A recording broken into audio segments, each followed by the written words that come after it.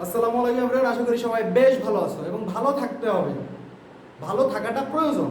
তাই আশা করি সবাই বেশ ভালো আছো। আমাদের আজকের ক্লাসটা কিন্তু একটু স্পেশাল। কেন? কারণ আমি বলেছিলাম এসএসসি 21 ব্যাচের যারা পরীক্ষার্থী রয়েছে তাদের শর্ট সিলেবাস পদার্থবিজ্ঞান এবং রসায়নের উপরে আমি পর্যায়ক্রমিক ভিডিও আপলোড করব। তার আজকে প্রথম ক্লাস। এখন শুধু এসএসসি 21 ব্যাচ না, যারা এসএসসি 22 ব্যাচ রয়েছেন এবং যারা ক্লাস 9-এ উঠেছেন, 9-এ পড়ছেন, তাদের জন্য কিন্তু জিনিসগুলো গুরুত্বপূর্ণ। নাইলে পরে যায় দেখবেন আহারে কেন যে এটা বুঝি না। তাই আজকে একটু এসএসসি 21 ব্যাচ বা এসএসসি লেভেলে যারা আছে সবাই এই জিনিসটা খেয়াল করবেন। তো আমি আজকে একটু চেষ্টা করব এসএসসি 21-এর শর্ট সিলেবাসে যেই টপিকগুলি আছে সেই টপিকগুলো নিয়ে নাড়াচাড়া করা। এখন এসএসসি 21-এর শর্ট সিলেবাসে কী কী টপিক রয়েছে? এসএসসি 21-এর শর্ট সিলেবাস যদি আমরা খেয়াল করি, দেখব এই চ্যাপ্টারের, এটা শর্ট না, শুধু শর্টেস্ট সিলেবাস। কারণ এই চ্যাপ্টার থেকে, এই লেসন থেকেই কোশ্চেন বা সৃজনশীল প্রশ্ন আসার সম্ভাবনা সবচেয়ে বেশি থাকে এবং তারা সেই টপিকটা দিয়েছে। So that is 1.6 and 1.7। 1.6 টপিকটা কি? 1.6 টপিকটা হচ্ছে যে পরিমাপের বিভিন্ন যন্ত্রপাতি। শুরুতে আছে স্কেল। দেখো, আসলে মানুষের প্রয়োজনই এইটা, যে একটা দিয়ে হয় না, একটার পর আরেকটা আরেকটা আরেকটা আরেকটা বহুত কিছু দরকার হয়। সেম আমরা যখন পরিমাপ করি, আমরা যদি কোনো কিছুর দৈর্ঘ্য মাপতে যাই, সিম্পল দৈর্ঘ্য পরিমাপের একক মিটার, মিটার দিয়ে মাইপা ভালো না, কিন্তু না, দেখা যায় যে সেটা আসলে অ্যাকুরেট মান আমাদেরকে প্রদান করে না। এই অ্যাকুরেট, এই সূক্ষ্ম থেকে সূক্ষ্মতর এবং সঠিক থেকে সঠিকতর মান নির্ণয়ের জন্যই কিন্তু আমাদের প্রধান স্কেল, অর্থাৎ আমরা যেটা সাধারণত ব্যবহার করি, সেন্টিমিটার স্কেল বা ইঞ্চি স্কেল বা মিটার স্কেল, এগুলোর পাশাপাশি আরও কিছু ছোট ছোট স্কেল এসেছে। সেই স্কেলগুলোর নাম কি? আমরা যদি খেয়াল করি যে slide callipers, vernier scale, screw গজ, এই নামগুলোর সাথে কিন্তু তোমরা অলরেডি পরিচিত, তোমরা এই নামগুলো শুনেছো। তো আমি শুরুতে ভার্নিয়ার স্কেল নিয়ে একটা কথা বলি। ভার্নিয়ার স্কেল জিনিসটা কি? আমাদের এই চ্যাপ্টারে সৃজনশীল প্রশ্নের অ্যান্সার করার জন্য সবার আগে আমাদের এটা ক্লিয়ার থাকতে হবে যে এই যে স্কেলগুলো কোনটার কী কাজ। এই যে ভার্নিয়ার স্কেল, ভার্নিয়ার স্কেলের কাজ কি? ভার্নিয়ার স্কেলের কাজ হচ্ছে জাস্ট কোনো কিছুর দৈর্ঘ্য মেপে ছেড়ে দেওয়া। স্লাইড ক্যালিপার্সের কাজ কি? স্লাইড ক্যালিপার্সের কাজ হচ্ছে সে দৈর্ঘ্য মাপতে পারবে, প্রস্থ মাপতে পারবে, ব্যাস মাপতে পারবে, বাইরের ব্যাস মাপতে পারবে, ভিতরের ব্যাস মাপতে পারবে, অনেক কিছু করতে পারবে। সো আমরা আবার যদি স্ক্রু গজ দেখি, স্ক্রু গজ দিয়ে প্রস্থচ্ছেদের ক্ষেত্রফল, এরকম ব্যাস মাপতে পারবো, উচ্চতা মাপতে পারবো, দৈর্ঘ্য প্রস্থ মাপতে পারবো। তো এখন এই যে জিনিসগুলো আসলো, তো সব ভার্নিয়ার স্কেল বলো, স্লাইড ক্যালিপার্স বলো, আর স্ক্রু গজ বলো, সবগুলো দিয়ে কিন্তু মাপামাপির বিষয়। তাহলে মাপামাপির যেহেতু বিষয়, মাপামাপিতে একটা রুল ফলো করে, একটা ফর্মুলা ফলো করে, নাকি? সেই ফর্মুলাটা কি? এই চ্যাপ্টারের জন্য একটা সার্বজনীন ফর্মুলা আমরা এখন খেয়াল করব। সেই ফর্মুলাটা হচ্ছে আমাদের L equal to M plus V into VC minus plus minus E।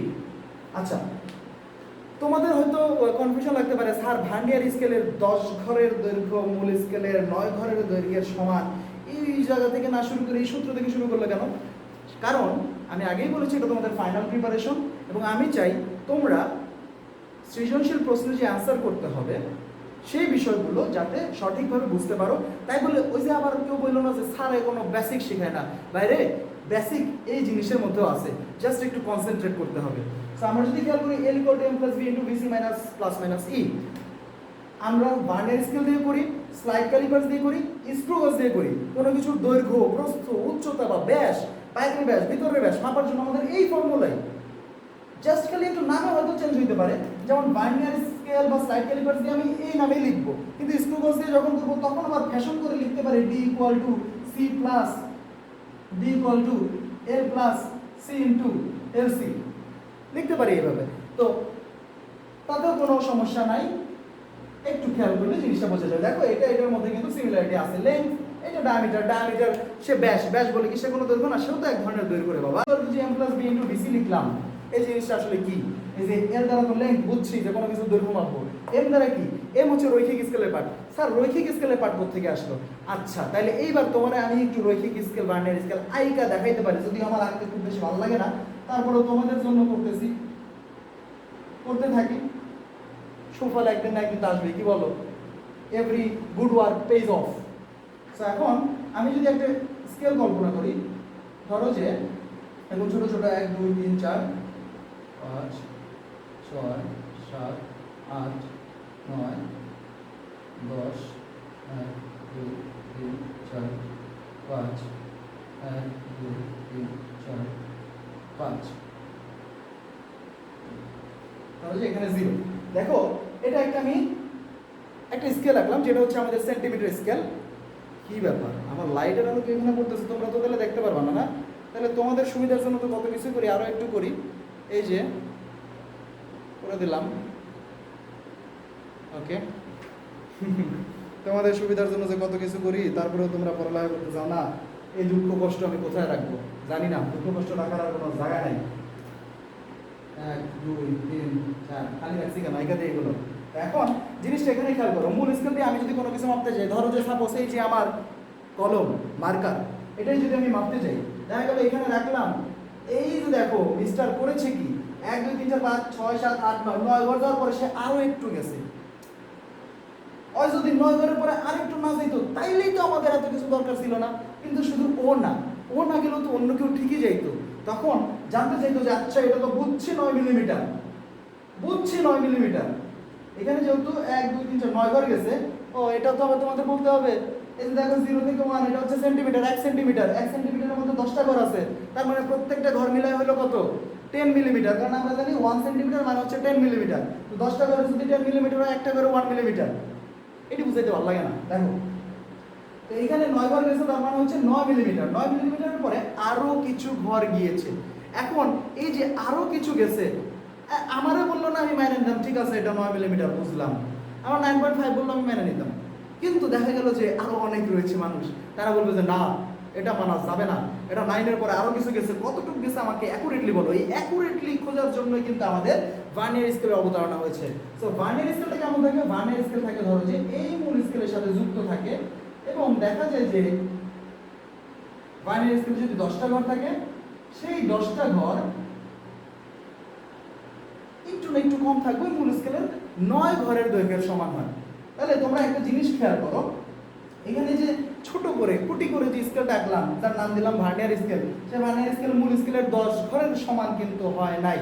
Vernier স্কেলের মধ্যে 10টা ঘর আছে, কিন্তু সে হইতেছে মূল স্কেলের 9টা ঘরের সমান। তাহলে মূল স্কেলের 9টা ঘরের দৈর্ঘ্য কত? 9 মিলিমিটার। তাহলে ভার্নিয়ার স্কেলের 10 ঘরের দৈর্ঘ্য কত? 9 মিলিমিটার। তাহলে 10 ঘরের দৈর্ঘ্য 9 মিলিমিটার হলে এক ঘরের দৈর্ঘ্য কত? 9/10, মানে হচ্ছে 0.9 মিলিমিটার। তাহলে এবার কিন্তু বোঝা গেল যে ভার্নিয়ার স্কেল দিয়ে আমরা মূল স্কেলের চাইতে একটু সূক্ষ্মতর মাপ কিন্তু বের করতে পারবো। এই যে মূল স্কেলের চাইতে ভার্নিয়ার স্কেল দিয়ে একটু সূক্ষ্মতম মান বের করা যায়, এর জন্য কিন্তু ভার্নিয়ার স্কেলের আবির্ভাব হয়েছে। সো আমরা একটু খেয়াল করি, এই যে ভার্নিয়ার স্কেলের 10 ঘরের দৈর্ঘ্য যে মূল স্কেলের 9 ঘরের দৈর্ঘ্য সমান হয়েছে, এতে কি বিষয় ঘটলো? এতে অনেক কিছু ব্যাপার ঘটে গেছে। কি ব্যাপার দেখো, ভার্নিয়ার স্কেলের 10 ঘর যখন মূল স্কেলের 9 ঘরের দৈর্ঘ্য সমান হয়েছে, তখনই মূল স্কেল বলছে যে ও আমার চেয়ে ছোট, ও আমার সমপর্যায়ের না। ভার্নিয়ার স্কেল বলছে ওকে ফাইন, হইলাম না। এখন এই যে সমান হইল না, তখন কিন্তু আরো বিভিন্ন নেমিং বিশেষণ চলে আসছে। কি বিশেষণ? মূল স্কেল বলতেছে ভার্নিয়ার স্কেল আমার সমান নয়, আমার চেয়ে একটু ছোট। তখন ভার্নিয়ার স্কেল বলছে ঠিক আছে ছোট, তাতে কি হয়েছে? তখন ভার্নিয়ার স্কেল বললো যে আমি তোমার চেয়ে একটু ছোট, কিন্তু খুব বেশি ছোট না, এবং এইটাও একটা নিয়ম মেনে চলে। তখন মূল স্কেল বলতেছে কি নিয়ম মেনে চলে? তখন আমরা যদি একটু খেয়াল করি, এই যে দেখো মূল স্কেলের 9 ঘর 9 মিলিমিটার, ভার্নিয়ার স্কেলের 10 ঘর 9 মিলিমিটার, মূল স্কেলের 1 ঘর 1 মিলিমিটার, ভার্নিয়ার স্কেলের 1 ঘর 0.9 মিলিমিটার। এই মূল স্কেলের মানে আর কি হতে লেগে গেছে, সে জানতে চাইছে তুমি আমার চেয়ে কতটুকু ছোট। ভার্নিয়ার স্কেল বলছে আমার 1 ঘরের দৈর্ঘ্য তোমার 1 ঘরের দৈর্ঘ্যের চেয়ে 0.1 মিলিমিটার ছোট। তখন মূল স্কেল বলছে হো। তখন ভার্নিয়ার স্কেল বলতেছে ফাইন। এই যে ভার্নিয়ার স্কেলের 1 ঘরের দৈর্ঘ্য মূল স্কেলের 1 ঘরের দৈর্ঘ্যের চেয়ে যতটুকু কম, সেটাকেই আমরা বলি ভার্নিয়ার ধ্রুবক, ভার্নিয়ার কনস্ট্যান্ট। তাইলে দেখো এই যে আমি সূত্রটা লিখছি A=m+b/vc, এখানে আমি যখন এই মার্কারটা বসাইছিলাম, মার্কার যে 9 ঘর অতিক্রম করছিল, এই 9 হচ্ছে মূল স্কেলের পার্ট। তাহলে বোঝা গেল যে কোনো বস্তু যখন মূল স্কেলে মাপা হয়, তখন সে মূল স্কেল বরাবর অ্যাকচুয়ালি একদম চোখে মানে চোখ দিয়ে যেটা নির্ধারণ করা যায় এত ঘর অতিক্রম করছে, সেটাই হচ্ছে আমাদের মূল স্কেলের পার্ট। আর ভি যেটা আছে, এর ভি মানে হচ্ছে ভার্নিয়ার সমপাতন। ভার্নিয়ার সমপাতনটা কি? তোমাদের তো যারা এসএসসি 21 ব্যাচে আছো মাশাআল্লাহ সোনায় সোহাগা অবস্থা, যদি প্র্যাকটিক্যাল করা লাগতো তাহলে না হয় তোমার ভার্নিয়ার স্কেল চুলায় এটা বোঝা লাগতো যে ভার্নিয়ার সমপাতন জিনিসটা কি। এখন তো এগুলো লাগবে না। তাহলে ভার্নিয়ার সমপাতন কিভাবে মনে রাখবা? উদ্দীপকে বা তোমাদের প্রশ্নে বলা থাকবে যে কোনো একটি বস্তু মাপতে গিয়ে সেটি মূল স্কেল বরাবর এত ঘর অতিক্রম করে বা মূল স্কেল পার্ট এত, এবং ভার্নিয়ার স্কেলের এত দাগের সাথে মূল স্কেলের একটি দাগ মিলে যায়। তাহলে এই যে মূল স্কেলের মানে এখানে যখন আমি রাখতেছি জিনিসটা, এখন এটা তো 1 হয়েছে, ধরো যে এটা আর একটু বড় হইতো, তখন ভার্নিয়ার স্কেলটা সরানো লাগতো। তো সরানোর পরে দেখা যেত যে ভার্নিয়ার স্কেলে একটা দাগ আর মূল স্কেলে একটা দাগ মিলে গেছে। তো ভার্নিয়ার স্কেলে একটা দাগ আর মূল স্কেলে একটা দাগ যেখানে মিলে যায় সেটাই হচ্ছে, ওরে বাবা 11 মিনিট হয়ে গেছে। সো মূল স্কেলের যে দাগের সাথে ভার্নিয়ার স্কেলের দাগটা মিলে যায় সেটাই হচ্ছে ভার্নিয়ার সমপাতন। তাহলে তোমাদের কোশ্চেনে এটা লেখাই থাকবে যে ভার্নিয়ার সমপাতন এত, ডিরেক্টলি বলা থাকলো, অথবা বলা থাকলো মূল স্কেলে এত দাগের সাথে ভার্নিয়ার স্কেলে এত দাগ মিলে যায়, তাহলে তুমি বুঝে যাবে যে এইটাই হচ্ছে আমাদের ভার্নিয়ার সমপাতন। তাহলে ভার্নিয়ার সমপাতনের মানও তুমি বের করতে পারলা। ভার্নিয়ার কনস্ট্যান্ট বের করার প্রসেস তুমি দেখছো। আচ্ছা, কনস্ট্যান্ট বের করার প্রসেস তো তুমি দেখছো যে মাইনাস করাটা একটা আদিকালের process, we have to be smart. তাহলে কি করতে হবে? এই ভার্নিয়ার ধ্রুবক বের করার কিন্তু আরো সুন্দর একটা ছোট্ট উপায় আছে। কি উপায়? ভার্নিয়ার ধ্রুবক বের করার উপায় হচ্ছে S/n। S/n জিনিসটা কি? S হচ্ছে মূল স্কেলের ক্ষুদ্রতম এক ঘরের দৈর্ঘ্য, আর n হচ্ছে ভার্নিয়ার স্কেলের দাগ সংখ্যা। কোশ্চেনে অনেক সময় তোমাদের দেখবা লেখা থাকে যে মূল স্কেলের 19 ঘর ভার্নিয়ার স্কেলের 20 ঘরের সমান।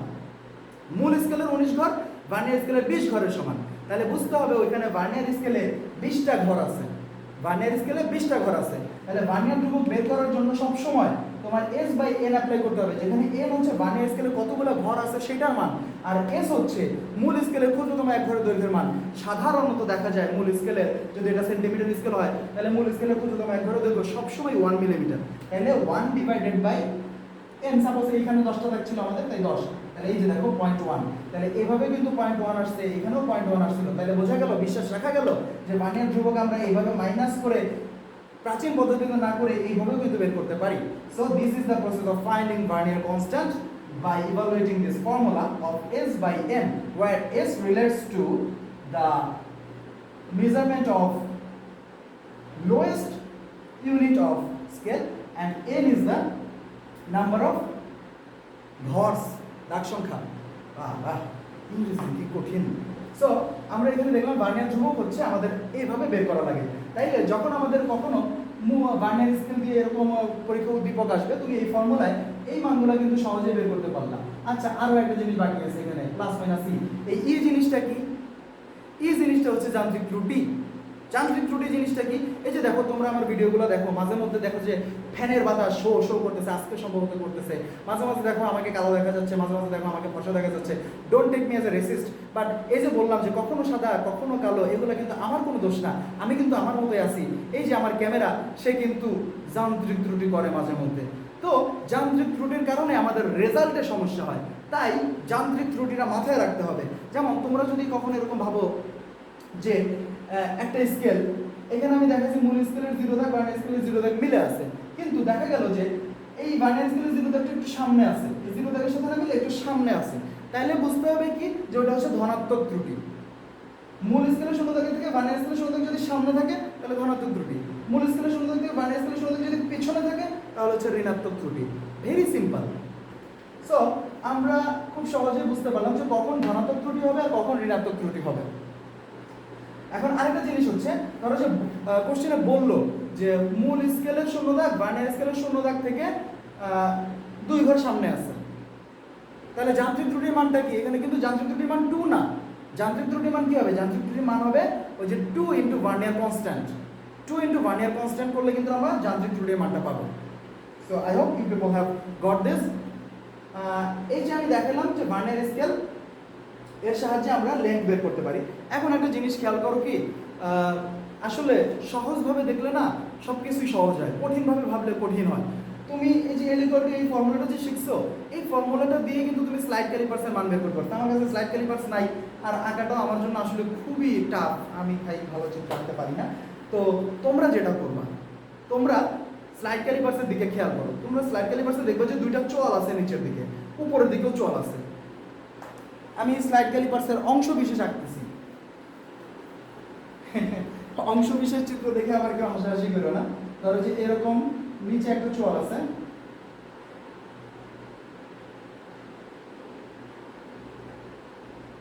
আবার ধরো যে এরকম উপরেও চোয়াল আছে। এই যে এইখানে যে চোয়াল, এইটা দিয়ে সাপোজ আমি দেখা যেতেছে আমার এটা তো ছোট, সমস্যা নাই, I have so many markers. এই যে ধরো যে এইভাবে একটা গোলাকার বস্তু এইভাবে রাখলাম, তাহলে অ্যাকচুয়ালি কি পাইলাম? অ্যাকচুয়ালি পাইলাম তো আমার মার্কারগুলো পড়ে গেল। অ্যাকচুয়ালি ওরে বাবা, অ্যাকচুয়ালি পাইলাম কি দেখো, এই যে একটা বস্তু সিলিন্ডার আকৃতির বস্তু, সেটার বাইরের দিকের বাইরের মানে বহির্ব্যাস, কারণ আমি যখন এটা এইভাবে রাখতেছি এই পাশ থেকে ওই পাশ পর্যন্ত একটা ভ্যালু আসতেছে, এই পাশ থেকে ওই পাশ পর্যন্ত একটা ভ্যালু আসতেছে, এটা হচ্ছে বহির্ব্যাস। যেমন আমি আরো ক্লিয়ার করে বোঝাই, এই যে ধরো ক্যাপ, এই ক্যাপটা এখানে রাখলাম, ক্যাপের এই পাশ থেকে এই পাশ পর্যন্ত এটা হচ্ছে ক্যাপের বাইরের ব্যাস। কিন্তু ক্যাপের ভিতরেও দেখো, ক্যাপের ভিতরেও তো একটা ব্যাস আছে, ক্যাপের ভিতরের ব্যাসটা অবশ্যই বাইরের ব্যাসের চেয়ে কম। তো স্লাইড ক্যালিপার্সটা অ্যাকচুয়ালি ইউজ হয় নিচের চোয়ালটা দিয়ে, দেখা যাচ্ছে আমরা বাইরের ব্যাস মাপতে পারি, আর উপরের চোয়ালটা দিয়ে, উপরের চোয়ালে কি করা হয়, এটা থাকে এরকম, আর এখানে এরকম থাকার কারণে তুমি এই জিনিসটা ঢোকাইতে পারবা। তো ঢোকাইতে পারলে তোমার এটার যে ভিতরের ব্যাসটা তুমি জানতে পারবা। তাহলে বোঝা গেল যে স্লাইড ক্যালিপার্সের সাহায্যে, ভার্নিয়ার স্কেলের সাহায্যে দেখছিলাম যে শুধু দৈর্ঘ্য মাপা যাইতেছে, তারা যদি একটা কোনো সিলিন্ডার আকৃতির বস্তু দেওয়া হয়, তারা যদি কোনো একটা আয়তাকার বস্তু দেওয়া হয়, সে আর মাপতে পারে না, সে বলে প্লিজ ফরগিভ মি। কিন্তু স্লাইড ক্যালিপার্স বলে no problem, come to me, I am gonna solve your problem. So এই প্রবলেম সলভ করার জন্য মানে আমাদের আয়তাকার, ঘন আকার বা কোনো সিলিন্ডার আকার বস্তুর ক্ষেত্রফল আয়তন মাপার জন্য কিন্তু আমরা স্লাইড ক্যালিপার্স ব্যবহার করি। সো স্লাইড ক্যালিপার্সটা যখন স্লাইড ক্যালিপার্সের চোয়ালের মাঝখানে যখন আমি এভাবে রাখবো, তখন কিন্তু দেখো এই জিনিসটার আমি ব্যাস জানতে পারলাম।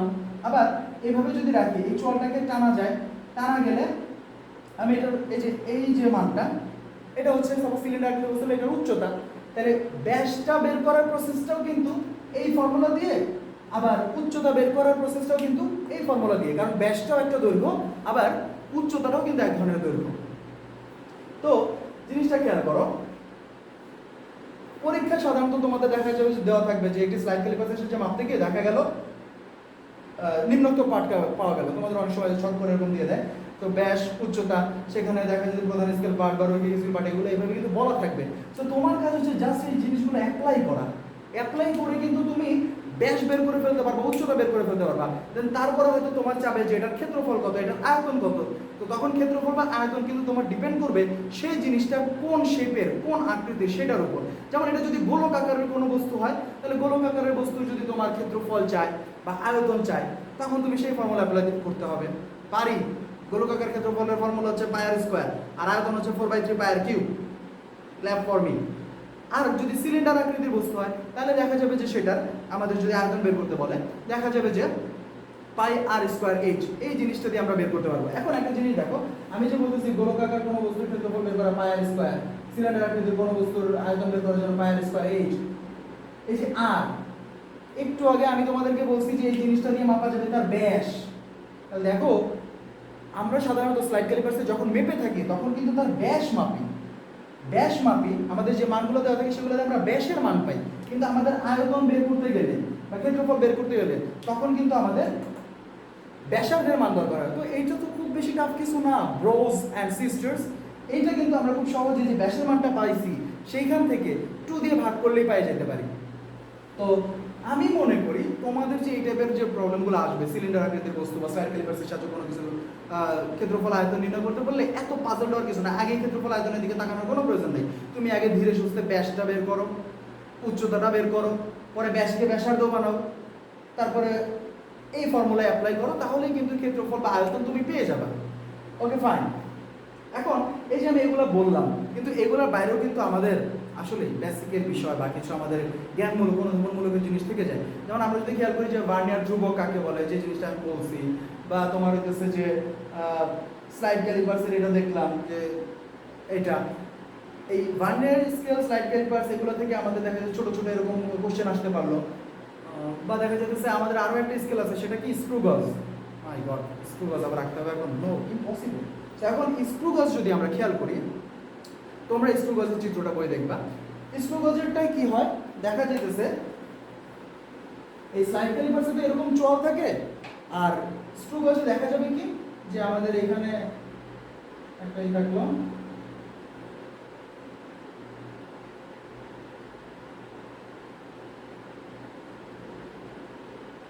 এইখানে রাখতেই হবে, ঠিক আছে।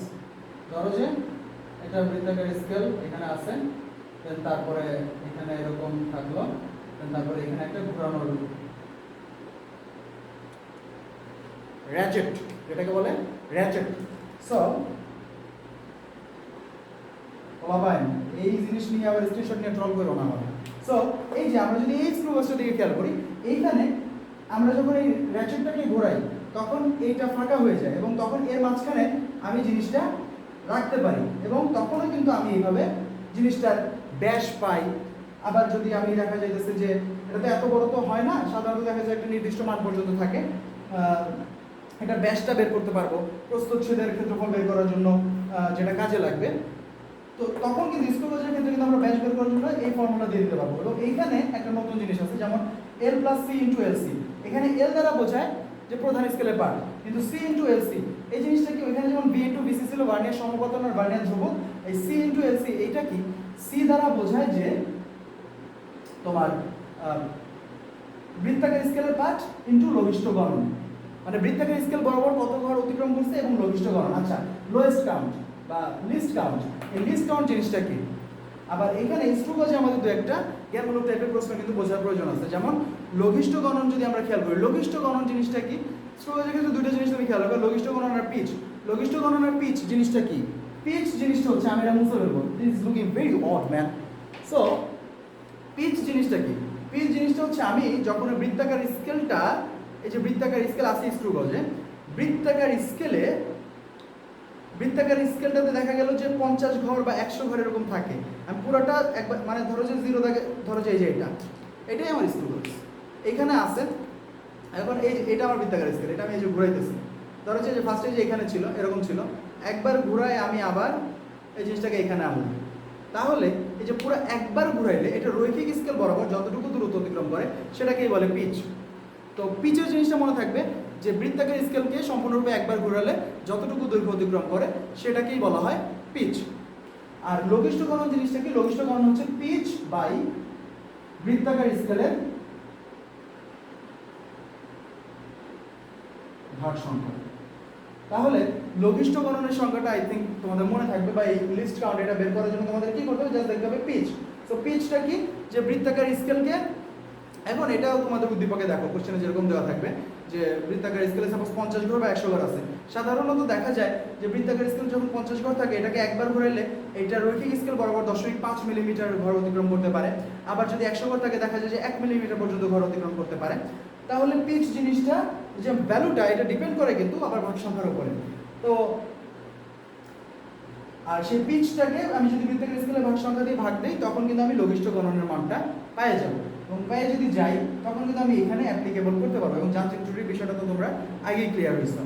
সো আমি এই জিনিসগুলো আসলে যেটা করতে চাইছি যে তোমাদের যে ফর্মুলাটা আছে বা এই চ্যাপ্টারে যে সৃজনশীল কোশ্চেনগুলো আসে সেইগুলো নিয়ে আসলে আলোচনা করতে হবে। তার আগে একটু এইগুলার থিওরিটিক্যাল জিনিসটা আলোচনা করলাম যে এই ফর্মুলাগুলো আসলে কীভাবে আসলো বা এগুলার ডেফিনেশনগুলো কি। আমরা এখন 5 সেকেন্ডের বিরতিতে, না তোমরা কোথাও যাবো না, থাক 5 সেকেন্ডের বিরতি দরকার নেই, আমরা এখন কিছু অঙ্ক দেখব।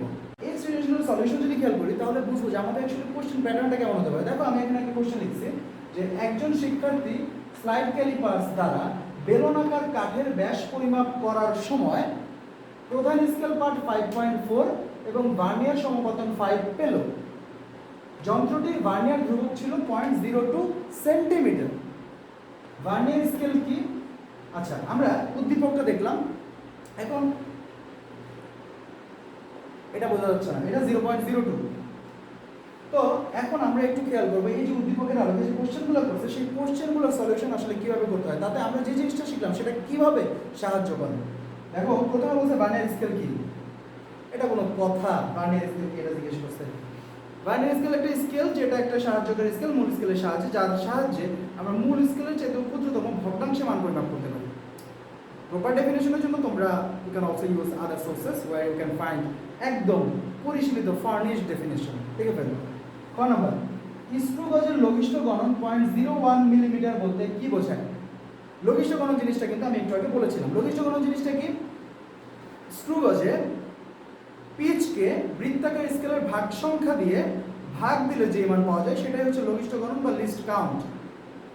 এখানে বলছি স্ক্রু গজের লঘিষ্ঠ গণন 0.01 মিলিমিটার বলতে কি বোঝায়?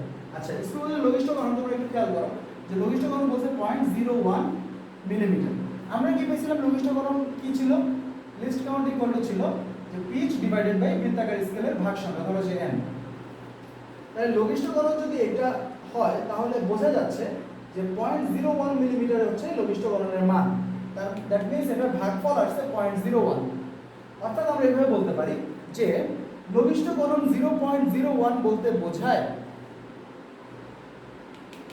বৃত্তাকার স্কেলের পিচ, বৃত্তাকার স্কেল রৈখিক স্কেল বরাবর একবার ঘোরালে যে দূরত্ব অতিক্রম করে সেই পিচের মান এবং বৃত্তাকার স্কেলের ভাগ সংখ্যার মানের ভাগফল 0.01 মিলিমিটার, এটা বোঝায়। আবার তুমি এইভাবেও বলতে পারো যে 0.01 মিলিমিটার বলতে আসলে বোঝায় যে কোনো বৃত্তাকার স্কেলের ভাগ সংখ্যা যদি 100 হয় তখন সেটি বৃত্তাকার স্কেল, তখন বৃত্তাকার স্কেলটি একবার ঘোরালে সেটি রৈখিক স্কেল বরাবর 1 মিলিমিটার দূরত্ব অতিক্রম করে। আবার তুমি এভাবে বলতে পারো যে আবার বৃত্তাকার স্কেলের ভাগ সংখ্যা যদি 50 হয় তখন এটা বৃত্তাকার স্কেলকে একবার ঘোরালে সেটা রৈখিক স্কেল বরাবর 0.5 মিলিমিটার দূরত্ব অতিক্রম করবে। সিম্পল। লঘিষ্ঠ গণন 0.01 মিলিমিটার বলতে বোঝায় বৃত্তাকার স্কেলটিকে একবার ঘোরালে সেটি রৈখিক স্কেল বরাবর 1 মিলিমিটার দূরত্ব অতিক্রম করে। আবার বৃত্তাকার স্কেলের ভাগ সংখ্যা যদি 50 হয় তখন সেটা রৈখিক স্কেল বরাবর 0.5 মিলিমিটার দূরত্ব অতিক্রম করে। এই হচ্ছে লঘিষ্ঠ গণন 0.01 মিলিমিটার বলতে কি বোঝায়। সো এখন আমরা থার্ড কোশ্চেনটাতে চলে যাই। থার্ড কোশ্চেনটা বলছে ভার্নিয়ার স্কেলের ভাগ সংখ্যা কত? আচ্ছা, ভার্নিয়ার স্কেলের ভাগ সংখ্যা কত সেইটা বের করার জন্য আমরা উদ্দীপকটাকে ব্যবহার করব। উদ্দীপকে আমাদের বলা আছে ভার্নিয়ার ধ্রুবক 0.02, তাহলে আমরা বলতে পারি DC = 0.02।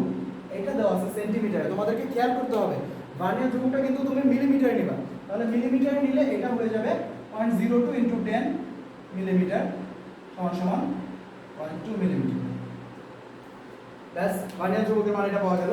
তাহলে এখন আমাদের দাগ সংখ্যা আমরা শিখছি BC = S/N, তাহলে N = হবে S/BC। S হচ্ছে মূল স্কেলের রৈখিক স্কেলে একবারের দৈর্ঘ্য, সেটা হচ্ছে 1 মিলিমিটার। BC হচ্ছে 0.2, তাহলে এটা দেখা যাচ্ছে তোমার আসবে 10 করলে 5। তাহলে ভার্নিয়ার স্কেলের ভাগ সংখ্যা ছিল এখানে 5টা, ভার্নিয়ার স্কেলে 5টা ঘর ছিল। So I hope it is clear. যে থার্ড কোশ্চেনটা তোমরা দেখলা। আমরা ফোর্থ কোশ্চেনটা খেয়াল করি। ফোর্থ কোশ্চেনে কি বলছে যে কাঠটির দৈর্ঘ্য 4 মিটার হলে এটি কত আয়তনের পানি অপসারণ করবে?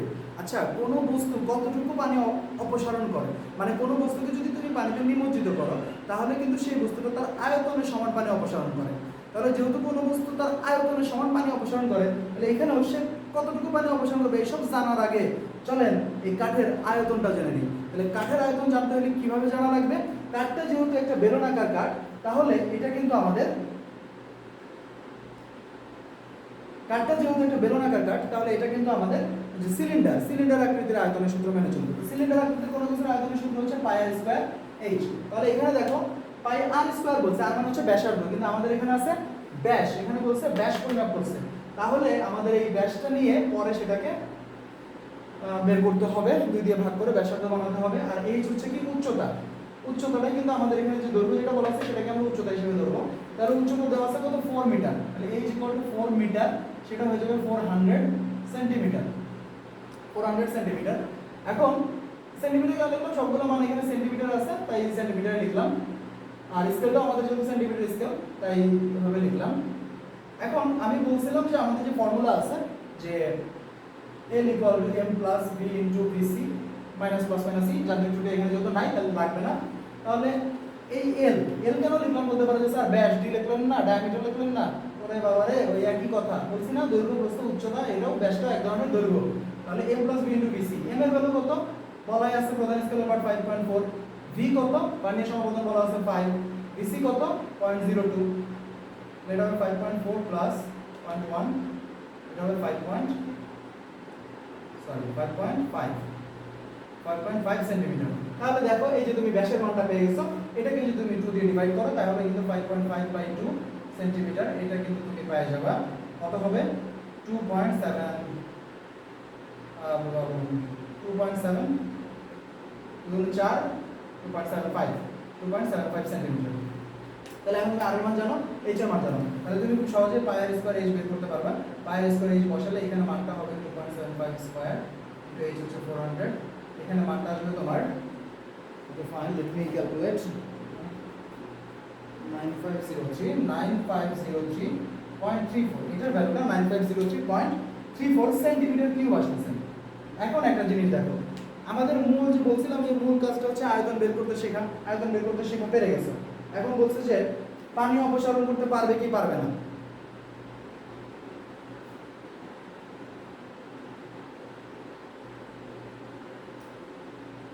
ওকে, আয়তনটা পেয়ে গেছো। এখন বলছে যে পানি অপসারণ করতে পারবে কি পারবে না। দেখো যদি এরকম কোশ্চেন এসে পড়ে তাহলে তুমি কিভাবে করবা। কোনো বস্তু, এখন আমাদের যে কাঠের ঘনত্বটা কিন্তু দেওয়া নেই। আমি ধরে নিলাম যে কাঠের ঘনত্ব হচ্ছে রো, কাঠের ঘনত্ব আর পানির ঘনত্ব ধরে নিলাম রো ওয়াটার। আর রো যদি রো ওয়াটারের সমান হয় অথবা বড় হয়, মানে কাঠের ঘনত্ব যদি পানির ঘনত্বের সমান হয় অথবা বেশি হয়, তাহলে বস্তুটা পানিতে সম্পূর্ণ ডুবে যাবে, এবং মানে ইকুয়াল হলে আংশিক মানে সম্পূর্ণ নিমজ্জিত হবে, ডুবে নিমজ্জিত অবস্থা বেশি থাকবে। আর গ্রেটার হলে এটা তো ডুবে যাবে। তাহলে এই দুই ক্ষেত্রে যেহেতু ডুবে যাবে বা সম্পূর্ণ নিমজ্জিত হবে, সেক্ষেত্রে তার যে আয়তন, সেই আয়তনের সমপরিমাণ পানিকে সে অপসারণ করবে।